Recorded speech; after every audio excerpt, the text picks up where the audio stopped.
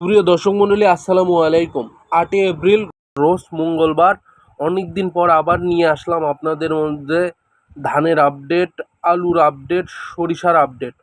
ওমরদিঘি বাজার, শাহজাহানপুর, বগুড়া। প্রথমত আপনাদের মাঝে ধানের আপডেটটা বলা হচ্ছে। রঞ্জিত ধান আজ বিক্রয় হইল 1460 থেকে 1475 টাকা মন। আমরা 40 মনে বিক্রয় হচ্ছে রঞ্জিত ধান, যেটা আমরা স্বর্ণ 5 বলে থাকি। 49 ধান সর্বোচ্চ বাজার 1490 থেকে 1500 টাকা। তাও অনেক সময় নিতে যাচ্ছে না, এই কথাটাও বলতেছে সাক্ষাৎকারে অনেক মানুষ। এবং কাটারি ধান 1940 থেকে 1960 টাকা। 34 ধান, যেটা আমরা সাল্লা বলে থাকি, সেই ধানটা আপনার বিক্রয় হচ্ছে 1950 থেকে 2000 টাকা। মামুন ধান, যেটা একটু মোটা, 1300 থেকে 1350 টাকা বিক্রয় হচ্ছে আজকে ওমরদিঘি বাজারে। ধানের আপডেট এই পর্যন্তই। এখন দেখতে পাচ্ছেন সরিষার আপডেট। সরিষা ভালো শুকনো, যেখানে তেল বেশি হবে যেই সরিষাগুলা, সেই সরিষাগুলো 3500 থেকে সর্বোচ্চ 3600 টাকা মন। তবে ঈদের পরে আরও দাম কমছে বলা চলে। ঈদের আগে দাম ছিল 3500 থেকে 3750 টাকা মন পর্যন্ত। ঈদের পরে এসে দাম কমে গিয়েছে।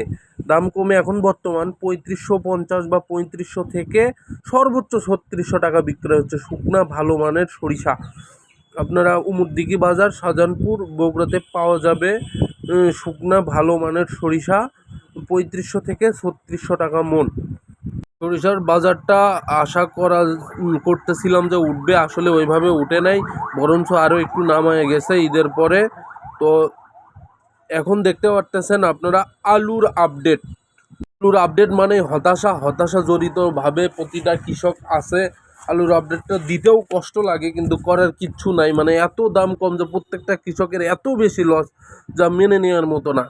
প্রথমত আলু পাকড়ি ছোট, যেটা পাকড়ির ছোট সাইজ 100 টাকা মন থেকে শুরু করে 250 টাকা মন পর্যন্ত বিক্রয় হচ্ছে। একবারে ছোট, যেটা বীজ সাইজ আর কি বলা চলে, বা বীজের থেকে একটু ছোট। পাকড়ি যেটা একটু ভালো মানের, সেটা আপনার বিক্রয় হচ্ছে 500 থেকে 550 টাকা। যেটা দেশি ভালো পাকড়ি, সেটা 500 থেকে 550 টাকা। যেটা রুমানা আলুটা বিক্রয় হচ্ছে 420 থেকে সর্বোচ্চ 430 টাকা, যেটা একটু ভালো মানের রুমানা পাকড়ি। এবং আপনার স্ট্রিক আলু, যেটা লাল আলু, সেটার বাজার 400 থেকে 450 টাকা।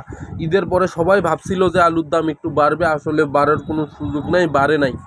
এবং স্ট্রিক যেটা ছোটো, সেটা 350 থেকে সর্বোচ্চ 380 টাকা এরকম দামে বিক্রয় হচ্ছে। এবং আলুর বাজার ঈদের পরে আরও বেশি ধস নামছে, প্রতিটা কৃষক হতাশার মধ্যে আছে।